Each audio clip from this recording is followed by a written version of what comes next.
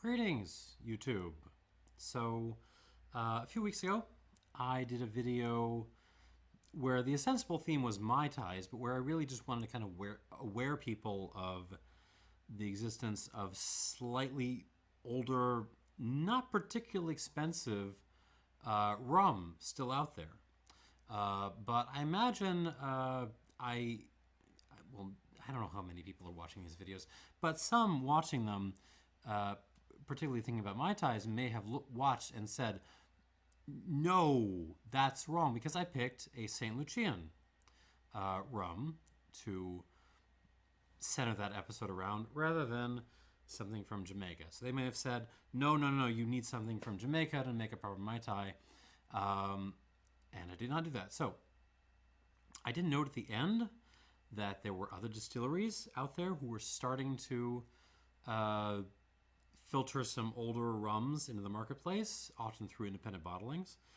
So this episode is really just a roundup of those, particularly centered on Worthy Park, because if you want an older rum from Jamaica, what are your options? Appleton seem to have their supply locked down. Except for something from the Smooth Ambler folks years and years ago, I have not seen an independent Appleton bottling like ever. New Yarmouth is kind of a black box. There's stuff that comes out of there every once in a while, but you cannot count on it being consistent. Let's see what else. So what else you got? You take a look at Hampden in Trelawney, maybe. The problem with Hampdens is even though there are some older bottlings out there, mainly from the independents, they are extremely expensive, and unless they're high mark, I would not be plopping my cash for them. Beyond that, you have got Clarendon and Long Pond, which are there are some bottlings out from them, some officials and some independents.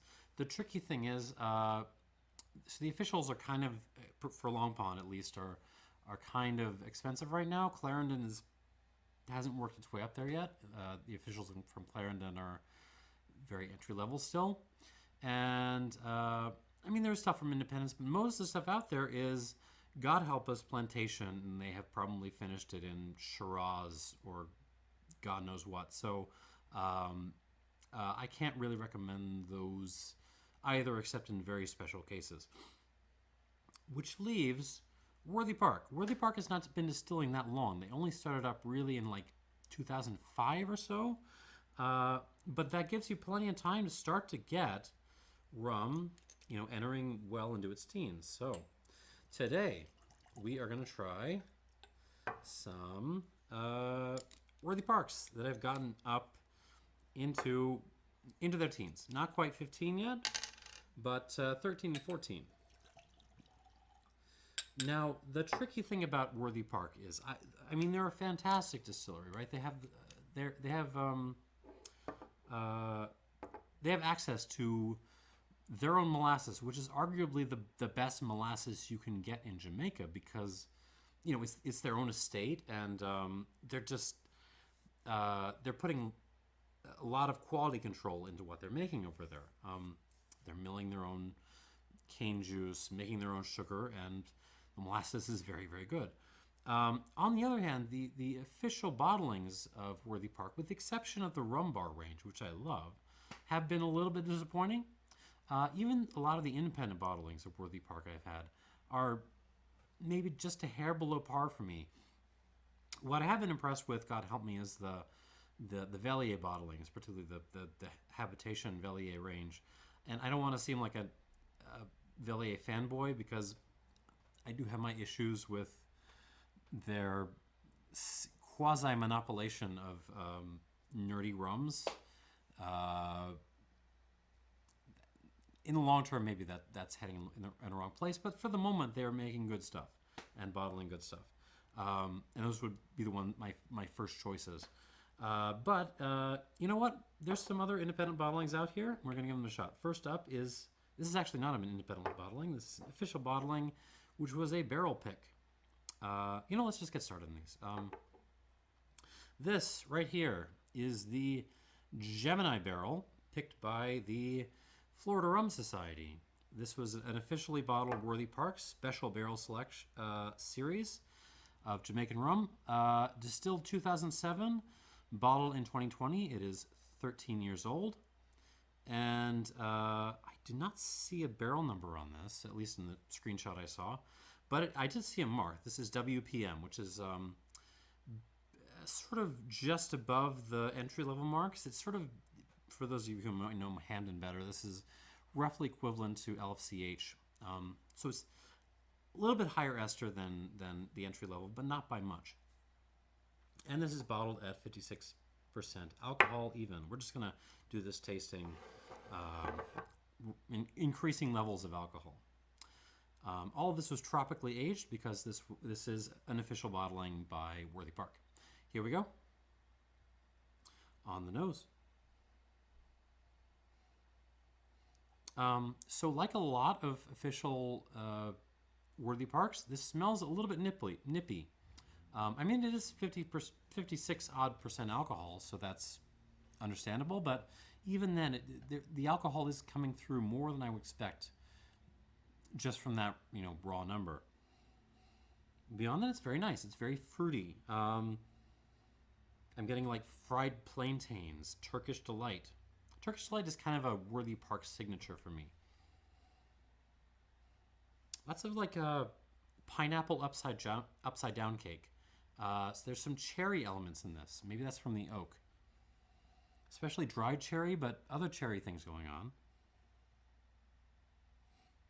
And yet, it is a rum. I'm getting black licorice. Like a tobacco note. It's kind of like a Virginia burley flake kind of thing. There's some pear going on. There's some like pear eau de vie thrown into this. Which, if that sounds weird, I have gotten like pear notes in rum before. It's actually not uncommon. And just kind of a nice sea breeze kind of thing. A little bit of salt in the air. More oakiness, honey, sweet tea. Quite a lot of florals going on here, like just straight up fresh flowers. Pepper. The pepper is not just the alcohol heat. There's like pepper as a flavor element in this. And then just like vanilla bean, coconut, kind of playing around in this. I mean, it's nice. It's not. I mean, the nippiness bugs me a little bit, but not too much. I'm not super duper concerned because maybe adding water will sort of bring that down. Okay, on the palate.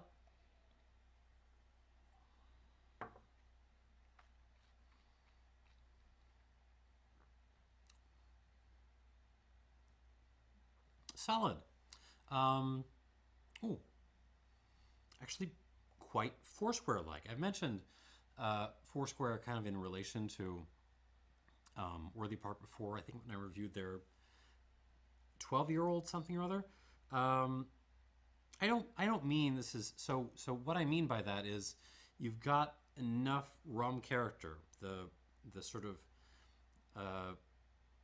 estery, licoricey character kind of mixed in, but what's leading is the oak, like just a lot of American oak notes building the way. That's what I mean when I say kind of like Foursquare-like, because of course this is a pure pot still rum and not a blend.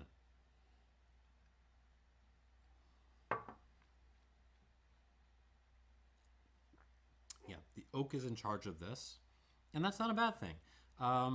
Vanilla, plantain, fried plantain again. The honey thing, the Turkish Delight thing, Turkish coffee as well. Just a little touch of cardamom in there. Cinnamon. And then, yeah, like fennel and, well, not fennel. This is more anise, actually. It's not that earthy. It's more clean. It's more aromatic. And like seawater, just a dash of brine in there. Arrives very bourbony and then finishes very rum, if that makes sense.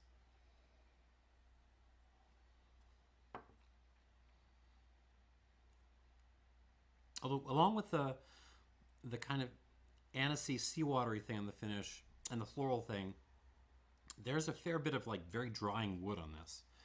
13 years tropical aging is nothing to sneer at. Pink peppercorns, sweet tea again, tobacco, various kinds of tobacco like Burley and Virginia again. But we're also getting a little bit of like Latakia too, just a touch of Latakia in there for like the smoky thing. The pear thing, pear eau de vie, kirsch, cherry eau de vie. The finish is actually, now that I think about it, the finish is actually a little bit short in the mouth. It's actually kind of stopping short of my molars. But again, I think water will kind of cure that, so we'll see in any case.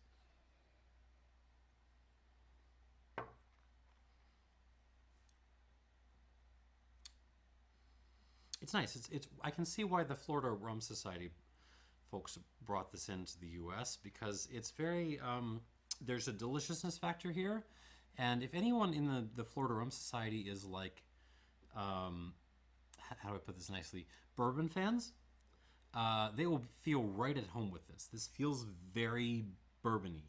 All right, so I'm going to give this a couple, and I don't mean that in a bad way.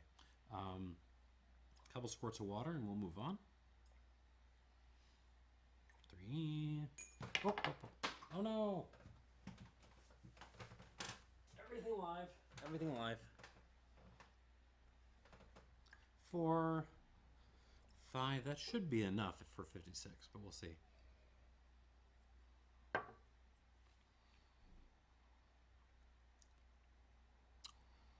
I'm gonna, well, it's like 5 1/4. Okay, that'll probably be good enough. Moving on to the rolling fork. Now this one has immediately made a mistake right off the bat because they've named this Mermaid with a Flamethrower, and no matter how good this is, it is not going to be as good as that name. So I feel like that's a little bit of a mistake. Like you can't call something Mermaid with a Flamethrower unless it's like great, like seriously, you know, legendarily great, because that is just Mermaid with a Flamethrower. All right, so this is the Rolling Fork Single Cask Rum Jamaica, they're calling it. But everyone knows this is Worthy Park. Like, there's just no question about that. It is ex-bourbon, 9 years tropical aging, 5 years aging in Europe, so continental. 14 years old. This is barrel number 75. 56.9% alcohol. There's a couple of folks still selling this. I think Sealbox is still selling this. It's not cheap, but it's not particularly expensive for what you're getting either. All right. Okay, let's see how this is on the nose. Rolling Fork have kind of made a name for themselves for making very kind of collectible rums. Can I say that? So collectible independent bottlings, things like Foursquare. That's kind of been their thing. And they have an audience, so, but I haven't done anything from them yet, so we're gonna give them a shot.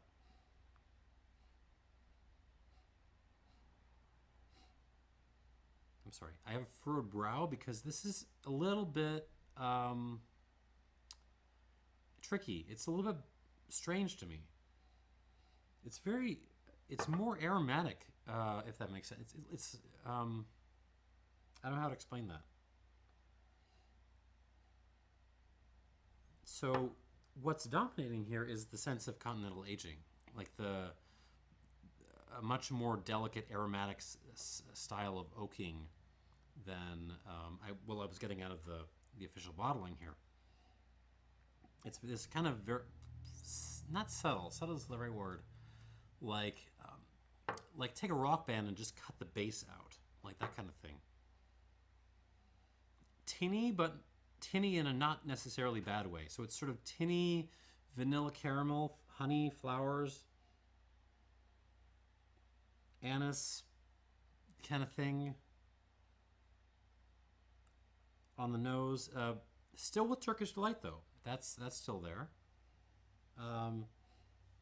Tootsie Roll. There's a lot of Tootsie Roll in this. Some seawater as well. Banana candy. You know the banana candy that doesn't really smell like modern contemporary bananas anymore? That's in here. Dried cherries. A little bit of like sage, like the herb. Some kind of like weird smoky thing, like an incense.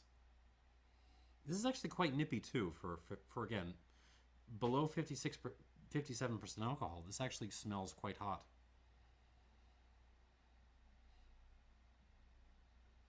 It's interesting. It's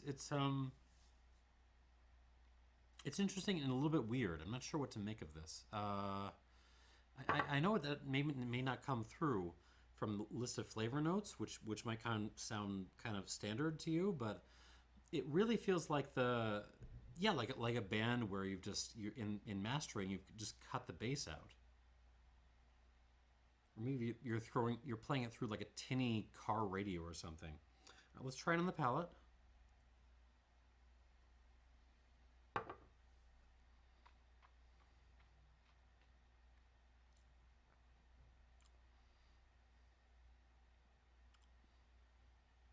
Again, interesting, kind of weird.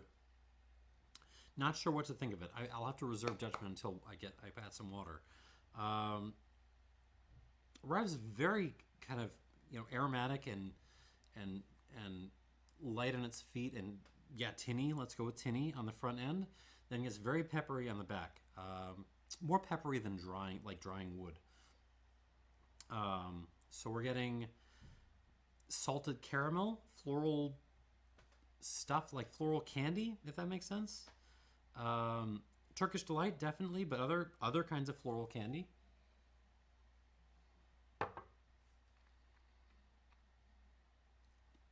Incense again, so kind of like fruity, aromatic smoke. Fennel, something banana, but let's just say like banana stuff, something banana-y. Full Virginia flake tobacco. Old tea bags, old coffee grinds, and then the finish, it's like tons of like aromatic pepper, aromatic ground pepper on the finish, and a little bit like kind of like lightly herbaceous. That sage thing from the nose carries through.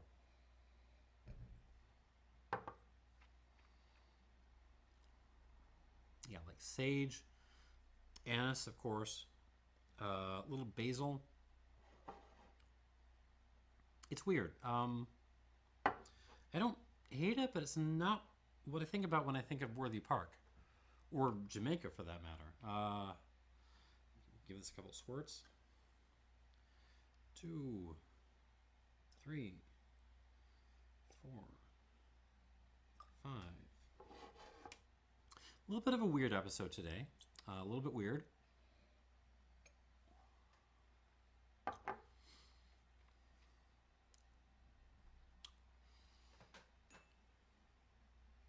Because usually I'm like at a 8 out of 10 when I'm doing Jamaican rums. I'm like, singing and dancing and yelling the praises of this stuff. And here I'm like just a little bit like more reserved and kind of a little bit baffled by what's going on. But let's hope the water fixes that. All right, guys, let's carry this home. Let's win this. All right, back to the Gemini Barrel from the official bottling picked for the Florida Rum Society. Here we go, on the nose.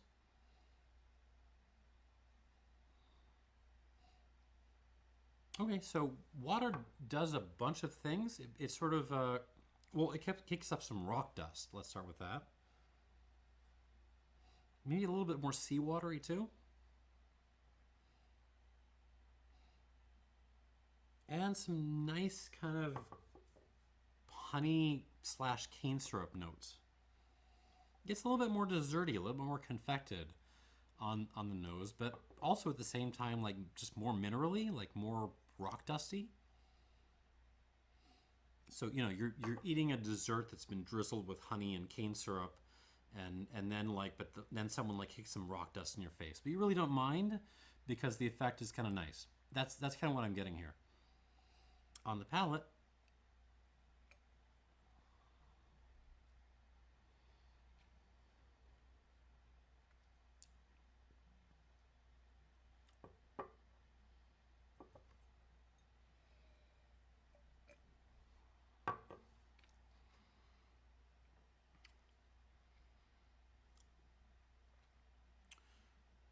So, huh? Okay, so chutes and ladders happening here. Um, Adding water kind of deepens the finish. I was complaining about it being feeling a little short in the mouth before. That's kind of gone. It's now much more assertive. Um, Gets much more peppery, but it kind of also narrows the flavor profile. I'm not getting that same kind of like the plantainy stuff. I'm not really getting the seawater anymore. I'm losing a lot of what was there. The kind of cool eau de vie notes aren't really showing up right now.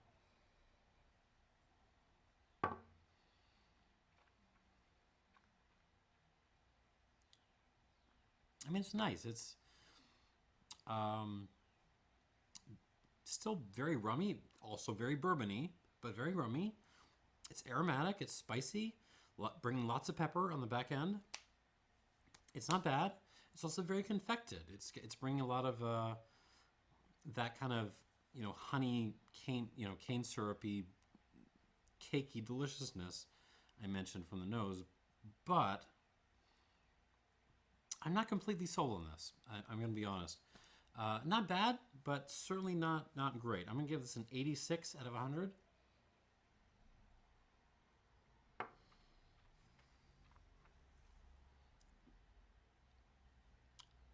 And yeah, that's what we got. Moving on. Back to the rolling fork. I will note, did I mention, so the official bottling does mention the marque here, which is WPM. The rolling fork does not mention the marque, but I would guess it's similarly like pretty low. I would guess, so we're not really getting over maybe 120 parts per million of the of esters. This is not that kind of rum. It's meant to be light and aromatic, and more so than like seriously bringing the rocks and the weird alien fruits and things. On the nose of this, the rolling fork,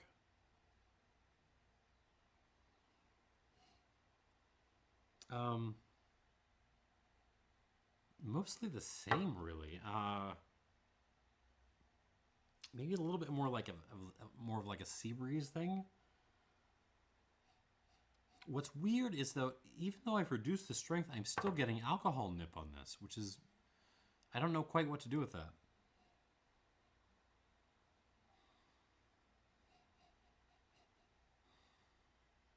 Okay, moving on. Let's give this a shot in the palate.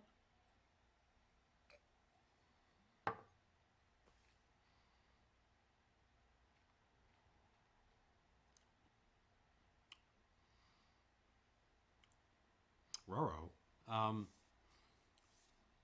Okay, so I was complaining a little bit about the previous glass losing a little bit of character after water is added. But having tried this, I shouldn't have complained quite so much, because this one loses more character than the previous one with water. It just becomes like this spicy, salty honey thing.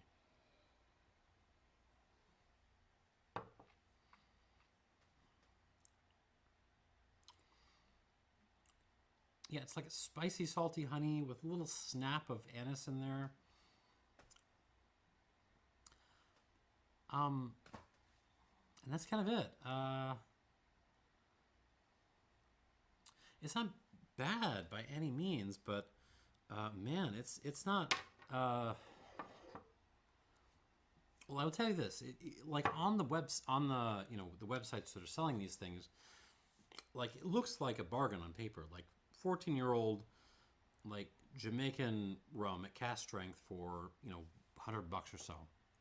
But actually trying it, especially with water,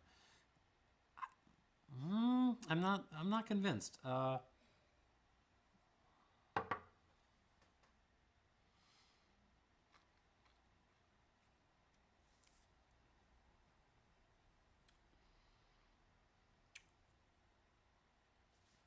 mean, it's not bringing that much to the table. I'm gonna give this an 85 minus. And say, even for the specs, like this is not one I would buy. If I'm perfectly honest. 85 minus. And both of these, and I do like the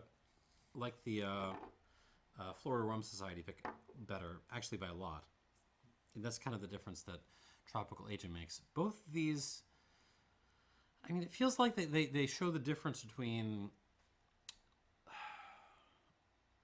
like, so if you go out and buy the Habitation Velier's bottlings, and I hate to be a fanboy of Velier, but I'm going to be a fanboy for Velier for just this portion. If I had one of those set side by side with these, maybe I should go grab one. I don't, whatever. Let's keep the video short. It sort of just speaks the difference between, good barrels, serviceable barrels, and really, really good barrels, great barrels, because Velier somehow has like the talent to pick like good, really, really good to great barrels, and these are not that, which is a bit disappointing. Anyhow, they're not bad. These are good, but I just don't, for the specs they're quoting, for the facts about them, they're under delivering for me. I do think they make some very good Mai Tais, but they wouldn't be my first choice. I would actually go for the Chairman's Reserve first. And that's how it is. Thanks for watching. I'm a little bummed out, but that's how these videos go sometimes. Bye.